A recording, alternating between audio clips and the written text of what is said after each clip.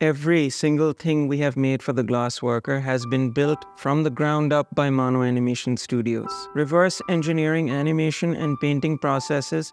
Amir, our animation director, was absolutely brilliant. He built all of the systems for compositing our backgrounds and animation from scratch.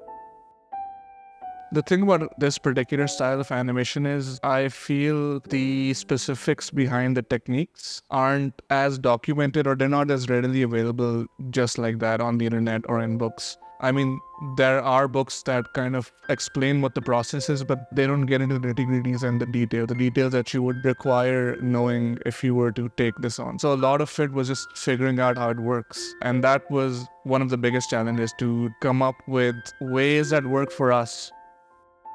Animation is a challenging craft to be in anyways. Hand-drawn animation, on the other hand, we have to draw each and every individual frames of that shot. So that, I believe, just getting those drawings right is one of the more challenging aspects. Our method of working is extremely traditional. It's literally as though we're drawing on papers, and all the animation timings and spacing are all indicated on the page itself, which is rather uncommon. Having to do that took a lot of time and also like a lot of learning. We had to teach everyone the fundamentals while also learning ourselves on what looks right, what feels right, what drawing spacing looks good for any particular shot, and how detailed we should draw the clothing and the folds. My father actually, he didn't plan on me drawing. He gave me a book about animation, and I've been fascinated by it ever since. When it all comes together and you see the drawings flow with good timing and spacing, it's something else. I remember I obsessed over this leather bag while animating it. I knew no one would pay attention to the physics of it if it looked fine, but if it looked off, everyone would be able to tell something was wrong.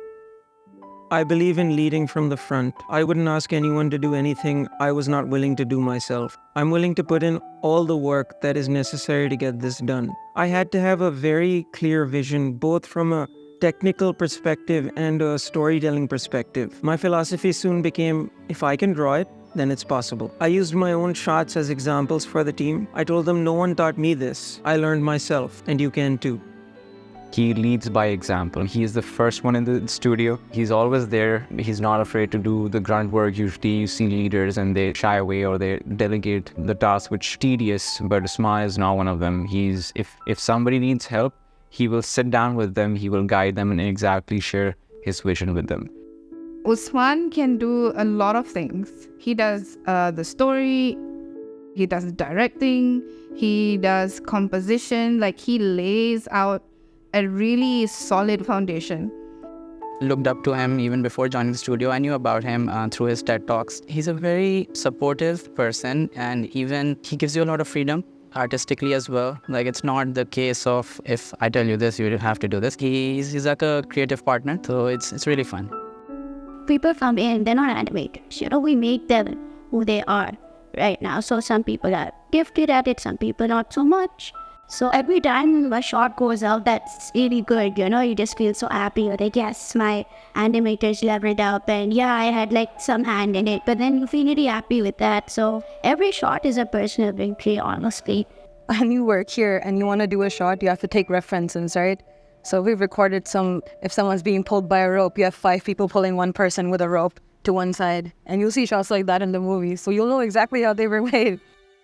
When you make a rough animation, the line art is very sketchy. It's multiple lines. So we make sure it's a single stroke and it looks nice and clean, and then we fill them in with color. So that's the cleanup part that we're working on right now. I'm doing cleanup in betweening, so it's like adding the in-between frames, which helps smoothen the animation.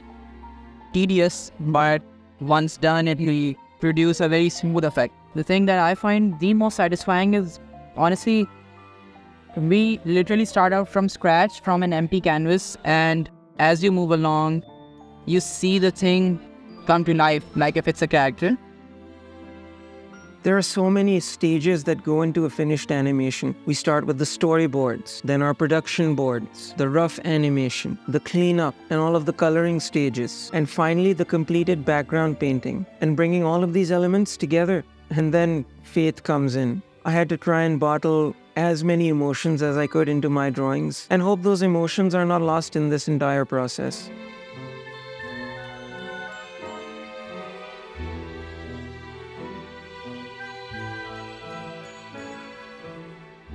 I'll get in a little bit into what compositing is and then how VFX ties into it. So compositing in general is the process of combining elements and ending up with a product. So in the case of animation, you combine your animated frames, your background, and any sort of polish you'd put on top, and that would be your composited shot. The slight difference here to how we're doing it in the Glassworker is we're also creating VFX during the compositing process. So that's where me being the chief VFX artist comes in. On top of doing the animation direction and just the compositing, a lot of the VFX and a lot of the effects work is also being led by me. And I work with a team that specializes in both VFX and compositing. Producing a film is not easy. Building a workflow to manage the entire production, which our producer Haider built from the ground up to ensure that we completed the film on time. His planning was crucial. He had to ensure that all of these brilliant, eccentric artists had a clear goal to work towards. It's liaising with the creative team to ensure that they have what they need to do whatever creative task they're doing. So with animation, for example, if we have a team of animators, I need to be able to give them a structure and give them deadlines and give them work to do that is specific and not vague. So they would do the animation. We were always, from the start, we always made it a point to make sure that the background art was treated separately and the animation was treated separately. Apart from building our aesthetic from scratch and teaching our team, again, while also learning ourselves, we faced the same production issues that any animation studio would face, making a film of this scale. Working with our outsourcing partners, getting the remote animators to understand the aesthetic, and then sending email upon email of drawing feedback, acting feedback, and painting feedback to get the animations and the backgrounds to look the way we want. Outsourcing was something that we began 1.5 2 years ago. Because there's no industry here and there's no tried and tested ways of doing what we do here, we just had to rely on our own personal learning. So in the beginning, there was a lot of making adjustments to our process, making adjustments to how we were sending in the work. So as we continued to work with different partners around the world, we figured things out. Our production process, although slightly, I guess, not very modern, it's a really good system to follow. The way we produce our animation, our pipelines, our production process, how to work more efficiently, which is mind-blowing to me because we're such a new studio. Technically, our process was just developed in these 3-4 years. It's really hard.